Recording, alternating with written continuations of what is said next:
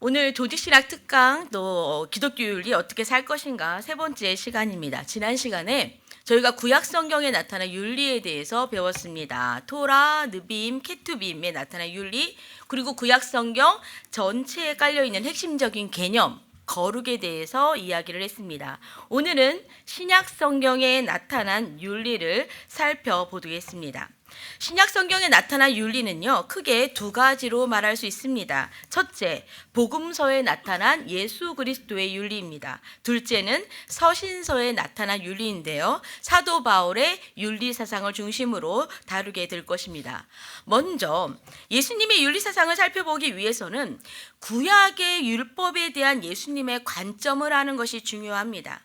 당시 이스라엘 사람들은 하나님이 주신 율법을 잘 순종을 하면 그것이 곧 하나님 백성의 삶, 의로운 삶, 거룩한 삶이라고 생각했습니다. 맞는 말이에요.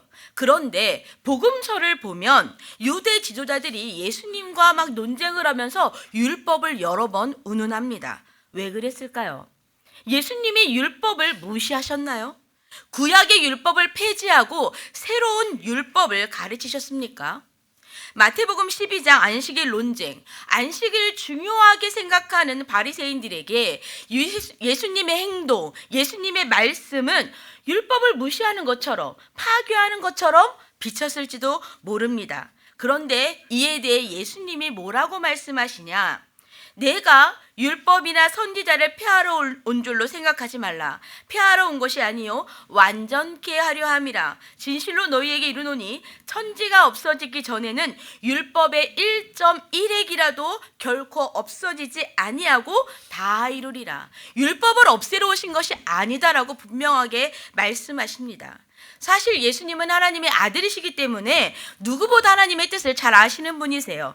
그런데 어떻게 구약에 기록된 구약의 율법에 담긴 하나님의 뜻과 충돌하는 일을 하실 수 있겠습니까? 여러분, 우리가 구약과 신약을 볼 때 중요한 점, 구약에 나타난 하나님의 윤리적 규범이 신약에 와서 다른 문구, 다른 형태로 표현되었다 할지라도 그 근본 토대와 뜻은 같다는 것입니다. 그렇기 때문에 구약과 신약을 연장선상에서 신약 성경을 전체 통일된 관점으로 보는 것이 중요합니다. 다시 말하면 신약의 윤리, 예수님의 윤리는 우리가 지난 시간에 배웠던 구약의 윤리와 대립되는 거 다른 어떤 것이 아니라 구약의 율법을 잘못 해석한 것을 교정하거나 혹은 구약의 윤리를 좀 더 구체화하거나 혹은 그 안에 담긴 하나님의 뜻을 좀 더 잘 드러내는 것이다 라고 생각하시면 되겠습니다. 그럼 구약의 율법 해석이, 예수님의 율법 해석은 당시 유대인들과 뭐가 달랐을까? 첫째, 예수님은요, 율법을 행하는 그 일보다 그 행위를 하는 사람을 더 중요하게 보셨습니다. 즉 예수님의 가르침은 어떤 행동이 율법에 맞냐 틀리냐 이것을 따지는 것이 아니었습니다. 예수님은 내가 무엇을 해야 해? What should I do? 라는 문제보다 내가 어떤 사람이 되어야 되는가? Who should I be? 라는 문제를 더 강조하셨습니다. 이를 잘 보여주는 말씀이 나무와 열매의 비유입니다. 마태복음 12장 33절, 나무도 좋고 열매도 좋다 하든지 나무도 좋지 않고 열매도 좋지 않다 하든지 하라. 그 열매로 나무를 아느니라.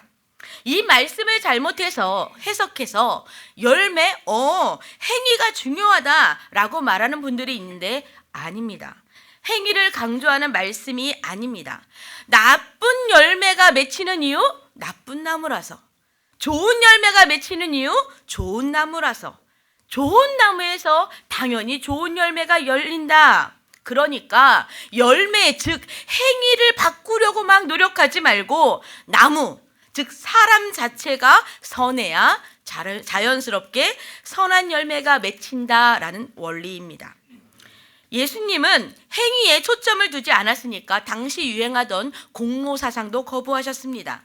당시 많은 유대인들은 율법에 명시된 규칙을 잘 지킨 사람들에게 하나님이 상을 주실 것이다 라고 믿었어요. 그래서 율법을 더 잘 지키기 위해서 세세한 규정도 만들고 철저하게 준수하려고 노력했습니다. 그러나 이러한 것은 하나님을 채무자로 만드는 것과 같습니다. 내가 이만큼 했으니까 그 대가로 뭘 달라는 것이죠. 그러나 행위를 통해서는 결코 하나님의 은혜를 구원을 받을 수가 없습니다. 예를 들면 누가복음 18장에 나오는 바리새인과 세리의 비유. 여기서 두 가지 의가 충돌을 합니다. 바리새인의 의, 세리의 의.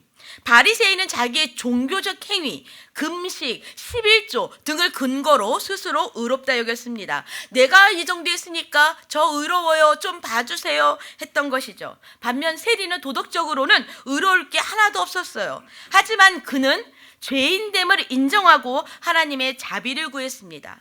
이 두 사람을 보고 예수님이 내리신 결론, 바리새인이 아니라 세리가 의롭다 하심을 얻었다라고 말합니다.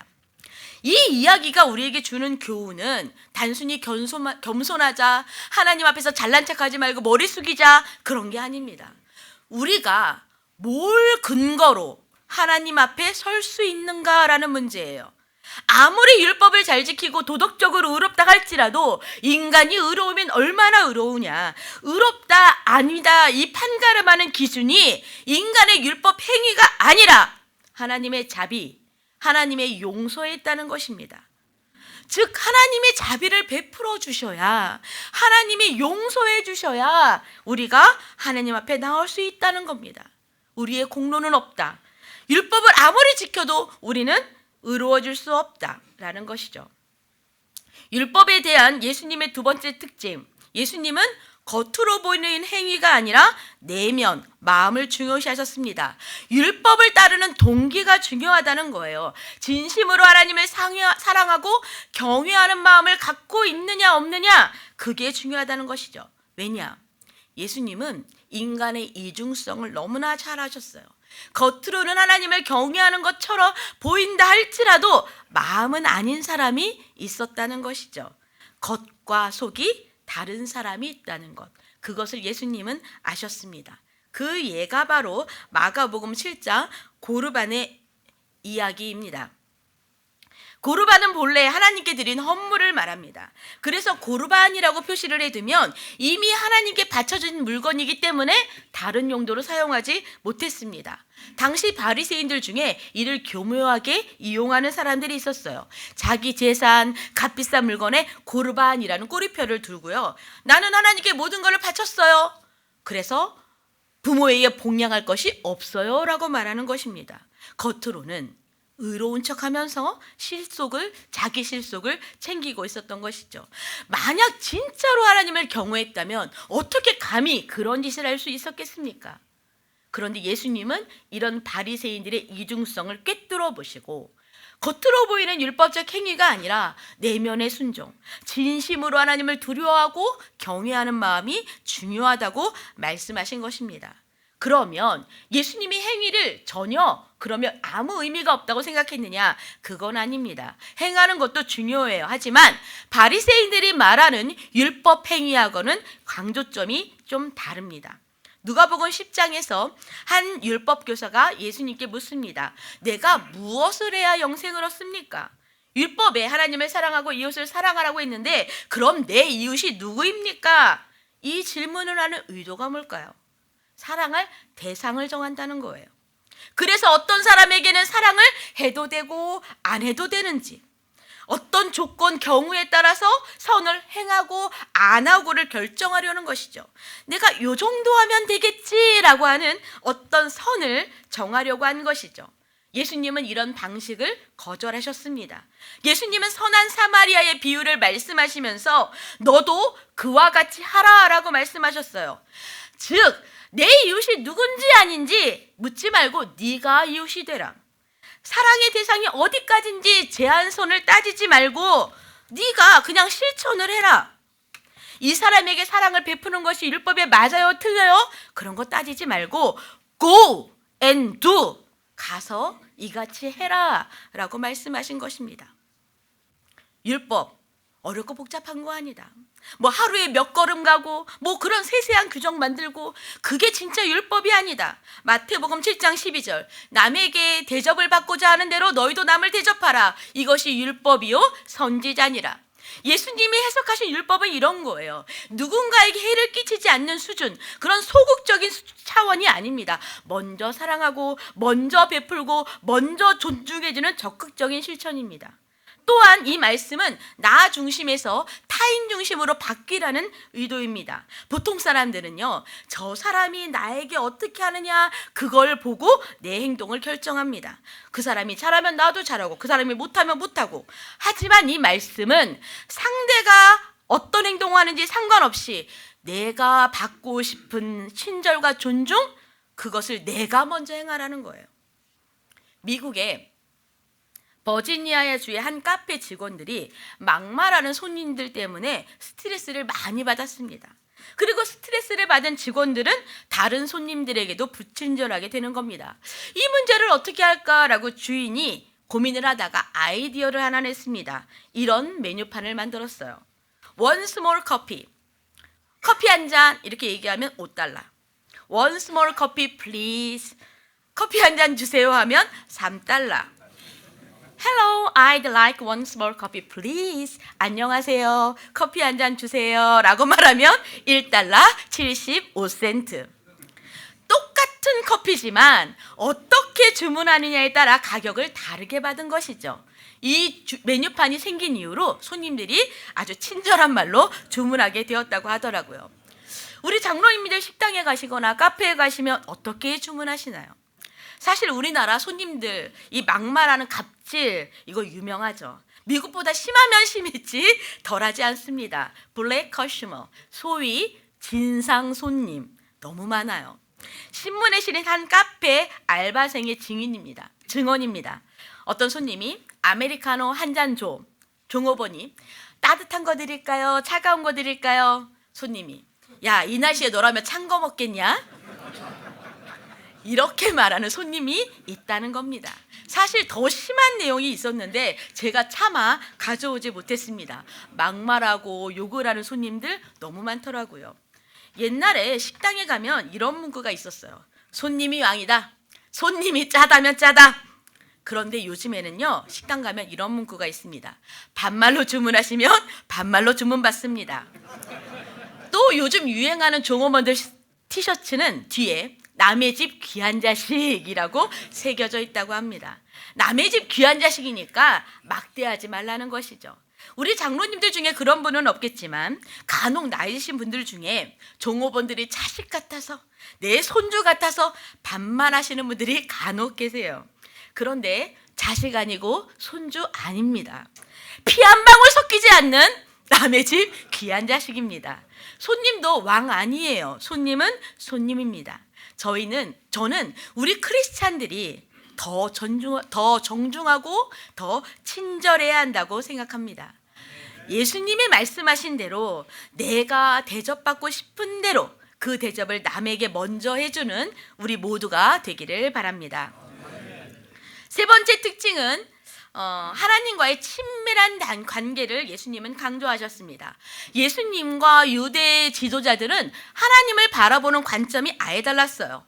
유대 지도자들에게 하나님은 누구냐? 율법을 주신 분이에요. 율법의 수요자였습니다. 그래서 율법을 잘 지키면 율법을 주신 하나님을 기쁘시게 하는 거라고 생각했죠. 그런데 예수님에게 예수님은 하나님을 뭐라고 부르셨어요? 하늘에 계신 아버지라고 부르셨습니다. 아버지니까 하나님 아버지를 사랑하는 것이 먼저입니다. 다시 말해 기독교 윤리는 하나님 아버지와 친밀한 관계를 맺는 거, 그게 더 먼저입니다. 율법을 행해서 하나님의 인정을 받는 거, 그것도 중요하지만 우리는 이미 하나님의 자녀예요. 우리의 행실이 좀 그래도 안타깝게도 아직까지 우리에게 옛사람의 모습이 남아 있어도 우리는 여전히 하나님의 자녀입니다. 하나님 아버지께서 베풀어 주신 그 사랑과 은혜에 감사해서 우리에게 주신 율법 그 말씀도 순종하려고 애쓰는 거예요. 그래서 율법 말씀을대로 행하는 것보다 하나님 아버지와 친밀한 관계를 갖는 것이 더 먼저입니다.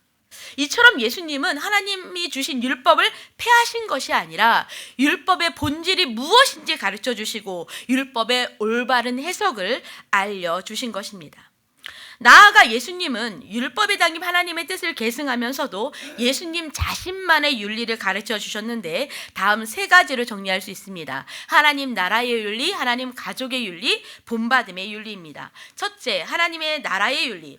하나님 나라는 예수님의 핵심 메시지죠. 이에 발맞춰서 예수님의 윤리도 하나님 나라의 즉 하나님 통치하에 사는 자가 어떻게 살아야 될 것인지를 가르쳐 줍니다. 그 핵심이 마태복음 6장 33절. 너희는 먼저 그의 나라와 그의 의를 구하라. 그리하면 이 모든 것을 너희에게 더하시리라. 세상의 염려, 먹고 사는 문제보다 하나님의 통치, 하나님의 뜻, 그것을 내 삶의 최우선에 두라는 것입니다. 이 하나님 나라의 윤리를 가장 잘 보여주는 것은 사실 마태복음 5장과 7장에 나타난 산상수훈입니다. 그래서 산상수훈은 너무 할 얘기가 많아요. 그래서 그것은 나중에 시간을 내어 따로 들으시고 오늘은 마태복음 19장에 나타난 예수님과 부자 청년의 대화를 한번 보겠습니다. 한 청년이 예수님께 와서 물었습니다. 무슨 선한 일을 해야 영생을 얻습니까? 그때 예수님께서 계명을 지키라고 말씀하시죠. 청년은 자기가 어릴 때부터 계명을 다 지켰습니다 라고 대답하니까 예수님이 그럼 내 소유를 팔아서 가난한 자들에게 주라. 그러면 하늘에 보화가 있을 것이다 라고 말씀하셨습니다. 그때 청년의 반응이 어땠습니까? 재물이 많음으로 근심하며 갔다라고 성경은 말씀합니다. 왜 근심했나요? 청년은 두 가지 중에 하나를 선택해야 했습니다. 이 땅의 부자로 살 것인가? 하나님 나라의 시민으로 살 것인가? 이 땅의 부자는 재물이 자기 거예요. 그러니까 내놓기 아깝죠. 하지만 하나님 나라의 시민은 재물이 자기 게 아니에요. 하나님이 주신 거예요. 그러니까 하나님의 뜻대로 쓸 수 있는 겁니다. 내 뜻을 내려놓고 하나님의 뜻에 따라 내놓을 수 있는 거예요. 하나님 나라의 시민은 이 땅이 아닌 저 하늘의 보화를 바라보며 살아갈 수 있습니다. 그런데 이걸 청년은 못했던 겁니다. 오늘날에도 많은 크리스찬이 이 부자 청년처럼 근심합니다. 하늘의 보화가 아니라 이 땅의 보화를 포기하지 못해서 망설입니다. 여러분은 어떻습니까? 예전에 이런 이야기를 들은 적이 있어요. 주일학교에서 한 선생님이 이제 아이들한테 부자와 나사로 이야기를 해줬습니다. 부자는 이 땅에서 잘 먹고 잘 살지만 죽어서 지옥에 갔어요. 나사로는 이 땅에서 비록 힘들게 살았지만 죽어서 천국 하나님의 품으로 갔습니다. 여러분은 나사로와 부자 중에서 누구처럼 살고 싶나요? 라고 물었습니다. 한 아이가 손을 번쩍 들더니 이렇게 대답을 했습니다. 저는요, 살았을 때는 부자처럼 살고요, 죽었을 때는 나사로가 되고 싶어요. 똑똑하죠? 그런데 성경에서 보여준 부자의 삶은 나사로, 즉 가난한 이웃을 돌보지 않은 이기적인 삶이었습니다. 나만 잘 먹고 나만 잘 살면 된다는 식의 삶을 살았던 것입니다. 그런 삶은요, 여러분, 결코 죽어서 나사로가 될 수 없습니다. 천국에 갈 수 없어요. 이 땅에서 부자로 살고 죽어서 나사로가 되면 좋죠. 하지만 그런 삶을 있을 수 없다는 것입니다. 이 땅에서 어떻게 사느냐? 그것이 죽음 이후의 삶을 결정합니다. 그래서 우리는 망설이면 안 돼요. 결단을 내려야 돼요. 이 땅에 부자로 살 것인가? 저 하나님의 나라의 시민으로 살 것인가? 두 번째, 하나님 가족의 윤리입니다. 우리가 예수님을 믿고 거듭나면 하나님 자녀가 됩니다. 그래서 하나님을 아바, 아버지라고 부르는 자격을 얻게 되죠. 사도 바울은 이를 양자의 개념으로 설명을 합니다. 원래 하나님의 아들은 예수님 한 분뿐이었어요. 그래서 독생자라고 우리가 부르죠. 예수님만이 하나님을 아버지라고 부를 수 있었습니다. 그런데 우리가 양자의 영을 받아서 하나님의 자녀로 입적되었습니다. 자녀는 누굴 닮아요? 하나님 아버지를 닮아야죠. 그래서 아버지를 닮는다라는 윤리, 다시 말해 아버지처럼 아버지가 한 것 가치의 원리가 적용이 됩니다. 마태복음 5장 44절 이하를 보면 원수를 사랑해라, 박해하는 자를 위해서 기도하라. 왜? 하나님도 악인을 사랑하셔서 해를 비춰주시고 비를 내려주시니까 하나님 아버지처럼 너희도 그렇게 하라 라고 말씀합니다. 이 하나님 가족의 윤리는 형제 자매의 관계까지 확장이 됩니다. 가족의 연대성이죠. 하나님 아버지를 섬기는 한 가족이기 때문에 우리는 서로를 형제 자매로 대해야 한다는 것입니다. 피 한 방울 안 섞여 있어도 우리 장로님들 서로 한번 얼굴을 봐보세요. 전혀 안 닮았죠. 그래도 우리는 한 아버지 아래에 있는 한 가족입니다. 우리 장로님들 젊었을 때는 형제님, 자매님이라고 불러보셨지만 요즘에 그렇게 잘 안 불러보시죠? 요즘에 장로님, 장로님하고 부르시니까 우리 오늘 나이 떼고 직함 떼고 오랜만에 한번 서로 불러보겠습니다. 형제님 사랑합니다. 자매님 사랑합니다. 아유 좋습니다. 얼마나 좋아요. 형제 자매. 저도 형제님들 자매님들 사랑합니다. 그렇습니다. 김씨 박씨 이씨 상관없어요. 경상도 전라도 충청도 상관없어요. 민주당 국민의힘 보수 진보 상관없어요. 우리는 한 가족입니다. 한 걸음 더 나아가서 그리스도인은 세상 속에서도 하나님의 자녀의 삶을 살아야 하는데 그 핵심은 성경은 화평이라고 말합니다. 화평케 하는 자가 되라는 것이죠. 결론적으로 말하면 교회 안에서는 한 아버지의 가족으로서 서로 사랑하고 세상에 나가서는 하나님의 자녀로서 우리 장로님들이 가는 곳마다 분쟁과 다툼이 그치고 화평의 역사가 임하기를 간절히 바랍니다.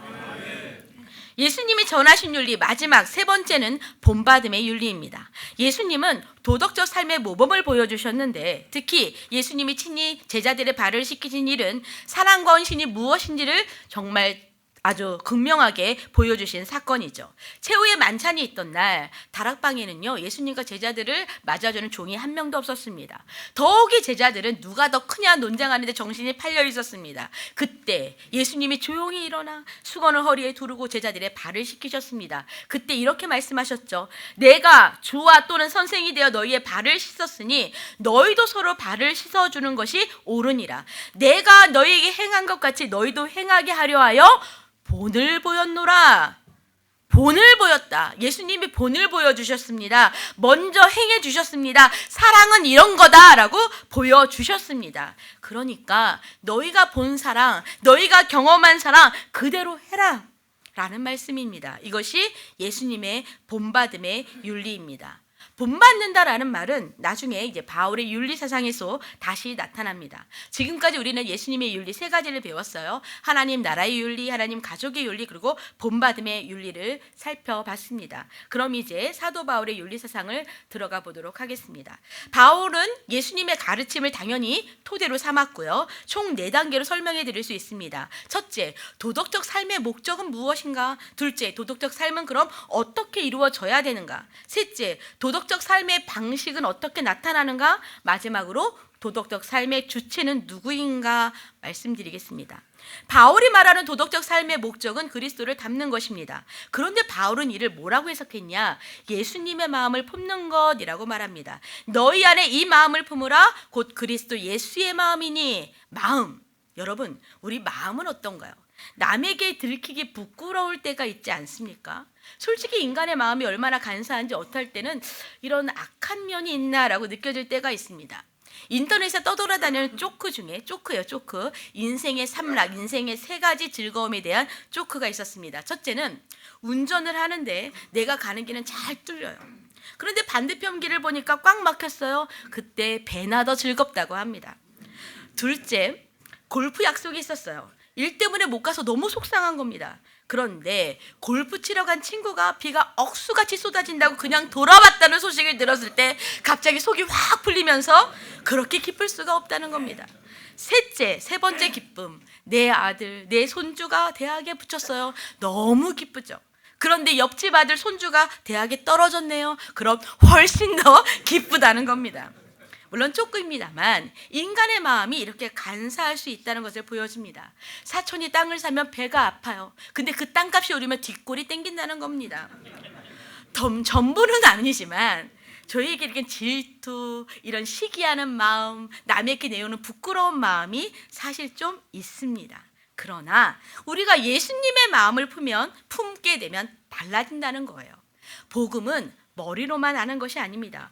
복음을 통해 예수님의 마음을 품어서 우리의 마음이 바뀌는 데까지 나아가야 그것이 진짜 그리스도입니다.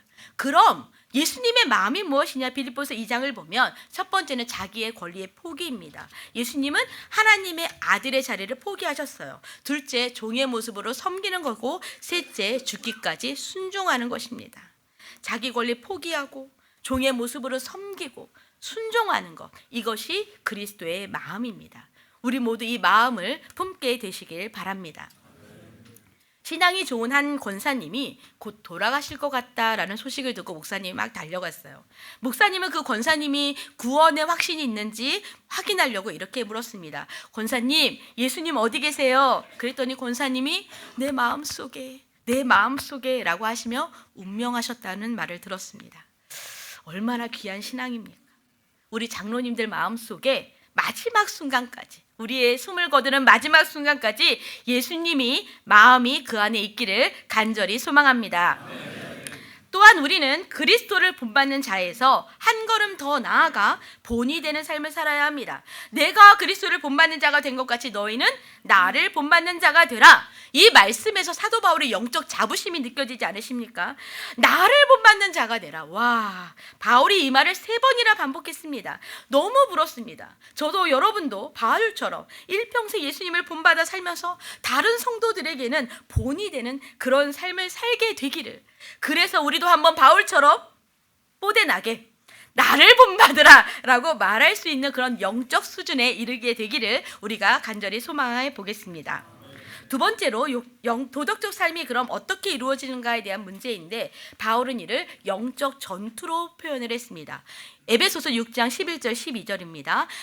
마귀의 관계를 능히 대적하기 위하여 하나님의 전신갑주를 입으라. 우리의 씨름은 혈과 육을 상대하는 것이 아니요 통치자들과 권세자들과 이 어둠의 세상 주관자들과 하늘에 있는 악의 영들을 상대함이라. 그리스도를 닮아가는 거 쉽지 않다. 싸움 없이는 이루어지지 않는다. 그런데 이 싸움은 영적 전투라는 겁니다.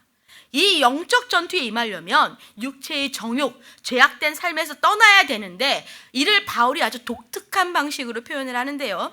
골로새서 3장 9절을 보면 옛사람과 그 행위를 벗어버리고, 에베소서 4장 22절 옛사람을 벗어버리고, 반대로 에베소서 6장 11절에서는 하나님의 전신갑주를 입으라 라고 말합니다. 그 외에도 육체를 벗고 성령을 입어라, 육체의 일을 벗어버리고 그리스도의 옷 입어라, 어둠의 행위를 벗고 빛의 행위를 입어라 라는 표현이 서신서 곳곳에 나타납니다.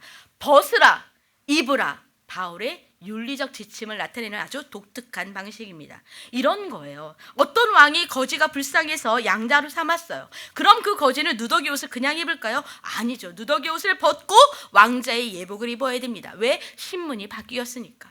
그리고 그 신분에 맞는 행동을 해야죠. 왕자의 옷을 입고 쓰레기통 뒤진다? 안 되잖아요. 마찬가지라는 겁니다. 우리는 하나님의 자녀라는 새로운 신분을 얻었어요. 그러면 그 신분에 걸맞는 옷을 입어야죠. 새 사람의 옷을 입어야죠. 옛사람을 벗어버리고, 옛사람의 습관을 벗어버리고 새 사람의 옷, 그리스도의 핏값으로 사신 의의 옷을 입고 그 옷에 걸맞는 행동을 해야 한다는 것입니다.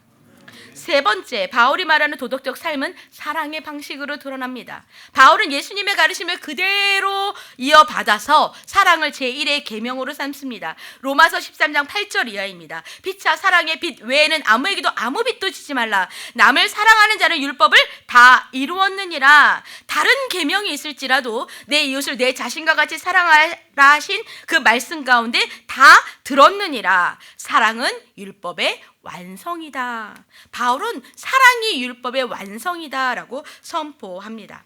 마지막으로 바울은 도덕의 삶의 주체가 성령님이라고 이야기합니다. 무슨 말이냐? 타락한 우리는 도덕적 삶을 수행할 능력이 없다는 거예요. 우리 스스로 율법을 지키려고 하면 실패할 수밖에 없다. 바울은 스스로 이렇게 이야기합니다. 내가 원하는 바 선을 행하지 아니하고 도리어 원하지 않은 바 악을 행한다. 선을 행하고 싶어요. 의롭게 살고 싶어요. 그런데 안 된다는 거예요. 술을 끊고 싶어요. 그런데 안 된다는 거예요. 도박을 끊고 싶어요. 그런데 오죽하면 손가락까지 자른다고 합니까? 그런데 바울은 인간의 힘으로 자의적인 도덕 성취 불가능하다라고 탄식합니다. 그래서 포기했나요? 아니요. 로마서 8장 2절에서 답을 찾습니다. 그리스도 예수 안에 있는 생명의 성령의 법이 죄와 사망의 법에서 너를 해방하였습니다. 내 힘으로는 할 수 없다. 그러나 성령이 역사하시면 할 수 있다는 거예요. 그래서 바울에게 도덕적 삶은 다른 게 아닙니다. 성령의 인도하심을 받는 거. 그게 도덕적 삶이에요. 자기의 죄성을 인정하고 자기의 도덕적 무능을 인정하고 내 뜻대로가 아니라 성령의 인도하심을 따라 사는 거. 그게 도덕적인 삶이라는 것입니다. 참 다행이지 않습니까? 우리에게 도덕이라는 무거운 짐을 딱 얹어주고 야 짊어지고 가 이러는 것이 아니라 성령님 오셔서 내 안에 죄성을 눌러주시고 성령의 힘으로 선을 행할 수 있게 인도해 주신다는 것입니다. 도덕을 행하는 주체가 내가 아니라 성령님이다라고 가르쳐 주신 것입니다. 그러니까 우리가 해야 할 일은 뭐예요? 성령님 오셔서 나를 다스려 주시옵소서, 성령님 오셔서 나를 인도해 주시옵소서 라고 간구하는 것이 도덕적 삶의 시작이라는 것입니다. 이제 강의를 마무리하겠습니다. 오늘 신약 성경에 나타나는 윤리에 대해서 배웠는데요. 핵심은 예수님의 가르침을 배우고 예수님을 닮아가는 데 있습니다. 바로 당 의장님께서 늘 강조하시는 작은 예수의 삶이죠. 우리 장로님들 모두 성령의 인도하심을 받아서 영적 전투에서 승리하셔서 그리스도를 닮아 작은 예수의 삶을 살게 되시길 간절히 축원합니다. 기도하시겠습니다. 사랑의 하나님 아버지 감사합니다. 하나님, 우리는 너무나 부족하고 하나님 앞에 내세울 것은 없지만 하나님의 자녀로 삼아 주셔서 하나님을 닮아가길 원합니다. 그리스도를 닮아가길 원합니다. 그리스도처럼 사랑을 행하고 먼저 베풀고 먼저 섬기는 자가 되길 원합니다. 하나님, 우리 장로님들 마음 가운데 예수 그리스도의 마음을 주셔서 성령의 능력을 주셔서 날마다 영적 전투에서 승리하여서 작은 예수의 삶을 살아갈 수 있도록 도와주시옵소서. 우리 주 예수 그리스도의 이름으로 간절히 기도합니다. 아멘. 수고하셨습니다.